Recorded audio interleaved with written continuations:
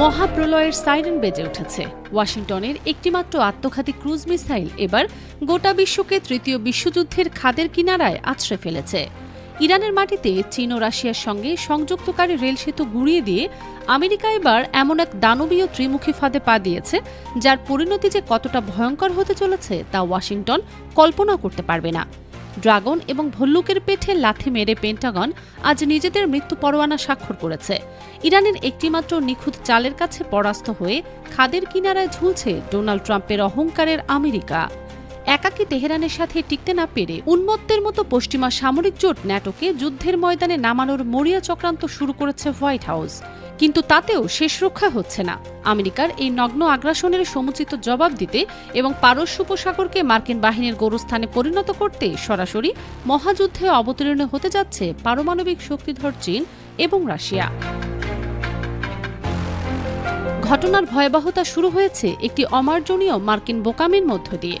ইরানের উত্তরাঞ্চলে গোলেস্তান প্রদেশের ওকতাই খান রেল সেতুতে ক্রুজ মিসাইল নিক্ষেপ করে ট্রাম্প প্রশাসন সরাসরি বেইজিং এবং মস্কোর রেড লাইন অতিক্রম করেছে। ওই ওকতাই খান সেতু কোনো সাধারণ ইটপাথরের অবকাঠামো নয়, এটি হল চীনের গ্লোবাল ট্রেড রুট এবং রাশিয়ার সামরিক বাণিজ্যের প্রধান লাইফলাইন, যা তুর্কমেনিস্তানের বুক চিরে সরাসরি যুক্ত হয়েছে পরাশক্তিগুলোর সাথে। বিশ্লেষকরা বলছে, নিজেদের লাইফলাইনে আমেরিকার এই নগ্ন মিসাইল হামলার পর ভ্লাদিমির পুতিন এবং শি জিনপিং আর এক মুহূর্তের জন্য নীরব দর্শক থাকবে না। আন্তর্জাতিক ভূ রাজনীতির মাঠ থেকে আমেরিকাকে চিরতরে মুছে ফেলতে ইরানের ঢাল হয়ে সরাসরি অস্ত্র ধরতে বাধ্য হতে পারে এই দুই পরাশক্তি।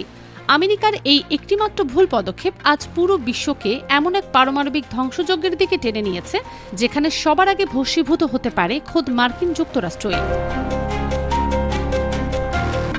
চীন এবং রাশিয়া সরাসরি যুদ্ধে নামার আগেই তেহরান আমেরিকাকে যে জবাব দিচ্ছে, তাতে ওয়াশিংটনের মেরুদণ্ড ভেঙে চুরমার হয়ে গেছে। ওকতাই খান সেতুতে হামলার পরপরই বিন্দুমাত্র সময় নষ্ট না করে ইরানের Islamic revolutionary guard corps IRGC একযোগে বাহরাইন, কুয়েত এবং কাতারে অবস্থিত বিশাল মার্কিন সামরিক ঘাঁটিগুলোর উপর আছড়ে ফেলেছে শত শত ড্রোন এবং বিধ্বংসী ব্যালিস্টিক মিসাইল। কোনো আগাম সতর্কবার্তা ছাড়াই শুরু হওয়া এই মিসাইল বৃষ্টিতে পালানোর কোনো পথ পায়নি মার্কিন সেনারা। কুয়েতের ক্যাম্প আরিফজান এবং আলী আল সালেম বিমান ঘাঁটির আকাশে এখন কেবলই ধোঁয়া আর মার্কিন বাহিনীর মৃত্যু আর্তনাদ। সবচেয়ে ভয়াবহ ধ্বংসযজ্ঞ চালানো হয়েছে বাহরাইনের জুফায়ের এবং শেখ ইসা ঘাঁটিতে। এই জুফায়ের ঘাঁটিতেই নোঙর করা ছিল আমেরিকার দম্ভের প্রতীক পঞ্চম নৌবহর বা ফিফথ ফিল্ড। ইরানের নিখুঁত এবং মহাপ্রলয়ঙ্কারী মিসাইল বৃষ্টিতে আমেরিকার এই অপরাজেয় নৌবহর আজ পারস্য উপসাগরের জলে ছিন্ন ভিন্ন হয়ে ভাসছে।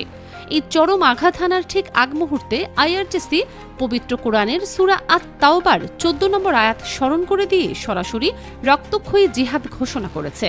আয়াতে বলা হয়েছে, তাদের বিরুদ্ধে যুদ্ধ করো যাতে আল্লাহ তোমাদের হাতে তাদের শাস্তি দেন, তাদের অপমানিত করো, তাদের ওপর তোমাদের বিজয় সাহায্য করেন এবং মুমিনদের অন্তরকে আশ্বস্ত করেন।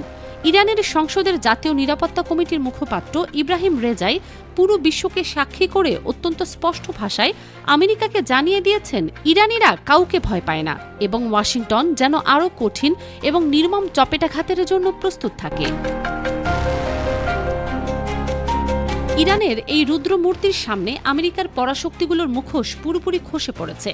তেহরানের মিসাইলের আগুনে পুড়ে ছাই হওয়া ট্রাম্প প্রশাসন এখন নিজেদের প্রাণ বাঁচাতে ইউরোপীয় মিত্রদের পায়ের কাছে গিয়ে পড়েছে।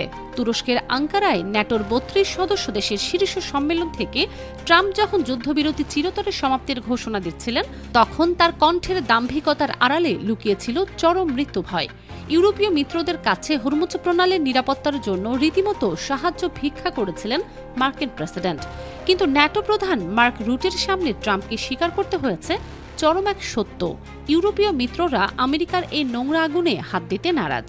ট্রাম্প উন্মত্তের মতো ন্যাটোকে দিয়ে একটি প্রচ্ছন্ন হুমকি দেওয়ার চেষ্টা করেছিলেন যে ন্যাটোর এক দেশের উপর হামলা মানে সবার উপর হামলা। অর্থাৎ তিনি চাচ্ছিলেন ইউরোপীয় দেশগুলো যেন আমেরিকার হয়ে ইরানের বিরুদ্ধে রক্তক্ষয়ী যুদ্ধে নিজেদের বিলিয়ে দেয়। কিন্তু ইরান এই আস্ফালনকে স্রেফ পায়ের ভৃত্যের মতো অবজ্ঞা করেছে। তেহরান থেকে উড়ে আসা প্রতিটি শব্দ ছিল পশ্চিমা জোটের গালে এক একটি জ্বলন্ত চাবুকের আঘাত। ইরানের পররাষ্ট্র মন্ত্রণালয়ের মুখপাত্র ইসমাইল বাগাই ন্যাটোর এই আচরণের চরম নিন্দা জানিয়ে একে দাসত্বের মানসিকতা বলে আখ্যা দিয়েছেন। তিনি অত্যন্ত তীক্ষ্ণ এবং অপমানজনক ভাষায় বলেছেন, একটি বেআইনি এবং আগ্রাসী যুদ্ধে সমর্থন দিয়ে ন্যাটো মূলত চাটুকারিতার চূড়ান্ত রূপ দেখিয়েছে, ঠিক যেমন কোনো দাস তার প্রভুর রাগ ভাঙানোর জন্য তোষামত করে। পুরো বিশ্বকে অত্যন্ত কঠোর ভাষায় তেহরান জানিয়ে দিয়েছে, হরমুজ প্রণালীর সম্পূর্ণ নিয়ন্ত্রণ এবং নিরাপত্তার একচ্ছত্র অধিকার শুধুমাত্র ইরানের। এখানে অন্য কোনো পশ্চিমা রাষ্ট্রের খবরদারি বা সামরিক উপস্থিতি মানেই হল চরম নিরাপত্তাহীনতা। ইরান স্পষ্ট করে দিয়েছে, হরমুজ প্রণালী খুলবে কি খুলবে না তা নির্ধারিত হবে শুধুমাত্র ইরানি ব্যবস্থাপনায়, কোনো আমেরিকান রক্তচক্ষু বা হুমকিতে নয়। ন্যাটোকে সামনে ঢাল হিসেবে রেখেও আমেরিকা পার পাচ্ছে না। বাইরের ময়দানে যখন মার্কিন ঘাঁটিতে লাশের পাহাড়, তখন আমেরিকার ভেতরে শুরু হয়েছে ভয়াবহ রাজনৈতিক এবং অর্থনৈতিক ভূমিকম্প। মধ্যবর্তী নির্বাচনের দামামা বাজতে শুরু করেছে এবং ট্রাম্পের এই হঠকারী যুদ্ধের কারণে রিপাবলিকান দলের ভেতরেই চরম বিদ্রোহ দানা বেঁধেছে। ফক্স নিউজের মতো কট্টর মার্কিন সংবাদ মাধ্যমের জনমত জরিপ আমেরিকার ভেতরে এই পতনকে চোখে আঙ্গুল দিয়ে দেখিয়ে দিয়েছে। আমেরিকার ৫৮% ভোটার সরাসরি স্বীকার করেছেন যে ইরানের বিরুদ্ধে সামরিক অভিযান শুরু করাটা ছিল ডোনাল্ড ট্রাম্পের জীবনের সবচেয়ে বড় এবং আত্মঘাতী ভুল। ৮৭% মানুষ এই যুদ্ধ থেকে অবিলম্বে বেরিয়ে আসার পক্ষে রায় দিয়েছেন। সাধারণ আমেরিকানরা দেখছেন তেলের দাম হু হু করে বাড়ছে, শেয়ার বাজারের সূচক মুখ থুবড়ে পড়ছে এবং নিত্যপ্রয়োজনীয় পণ্যের দাম সাধারণ মানুষের নাগালের বাইরে চলে যাচ্ছে। রিপাবলিকান মেইন স্ট্রিট পার্টনারশিপের মতো কট্টর রক্ষণশীল সংগঠনগুলো পর্যন্ত প্রকাশ্যেই উদ্বেগ জানাচ্ছে যে এই যুদ্ধের কারণে খোদ আমেরিকার অর্থনীতি চিরতরে ধসে পড়বে। ট্রাম্প একসময় দেশবাসীকে মিথ্যা আশ্বাস দিয়ে বলেছিলেন, এই যুদ্ধ কয়েক সপ্তাহের মধ্যে শেষ হয়ে যাবে, কিন্তু আজ তিনি এমন এক চোরাবালিতে আটকে গেছেন যেখান থেকে বের হবার কোনো রাস্তা তিনি খুঁজে পাচ্ছেন না। ডেমোক্র্যাটরা ট্রাম্পের এই অবিমৃষ্যকারী সিদ্ধান্তের কঠোর সমালোচনা করে কংগ্রেস থেকে মার্কিন বাহিনীকে ফিরিয়ে আনার দাবি তুলেছেন। হোয়াইট হাউসের মুখপাত্র অলিভিয়া ওয়েলস জনমত জরিপকে পাত্তা না দেওয়ার ভান করলেও ভেতরে ভেতরে পুরো মার্কিন প্রশাসন এখন মৃত্যু ভয়ে কাঁপছে। আমেরিকার সামনে এখন এক অন্ধকার এবং নিশ্চিত পতনের খাত। একদিকে ইরানের অপ্রতিরোধ্য এবং বিধ্বংসী সামরিক আঘাত, যা মার্কিন ঘাঁটিগুলোকে ধুলোয় মিশিয়ে দিচ্ছে। অন্যদিকে ওক্তাই খান রেল সেতুতে হামলার কারণে ক্ষুব্ধ রাশিয়া এবং চীনের রণসাজে সজ্জিত হওয়ার অপেক্ষা। বিশ্ব ব্যবস্থার মোড়লগিরি করতে গিয়ে আমেরিকা আজ নিজেই শিকারে পরিণত হয়েছে। পারস্য উপসাগরের নীল জলরাশি এখন আমেরিকার পঞ্চম নৌবহরের বদ্ধভূমিতে পরিণত হয়েছে। তাই তো বিশ্লেষকরা বলছেন, ইরানের অত্যন্ত কঠিন প্রতিরোধ এবং তাদের পাশে রাশিয়া ও চীনের সরাসরি সামরিক হস্তক্ষেপে মধ্যপ্রাচ্য থেকে মার্কিন সাম্রাজ্যবাদের চূড়ান্ত বিলুপ্তি এখন কেবল সময়ের ব্যাপার। তৃতীয় বিশ্বযুদ্ধের যে লেলিহান শিখা ওয়াশিংটন নিজ হাতে প্রজ্বলিত করেছে, সেই মহাপ্রলয়ের আগুনেই পুড়ে ছাই হতে যাচ্ছে খোদ মার্কিন যুক্তরাষ্ট্র।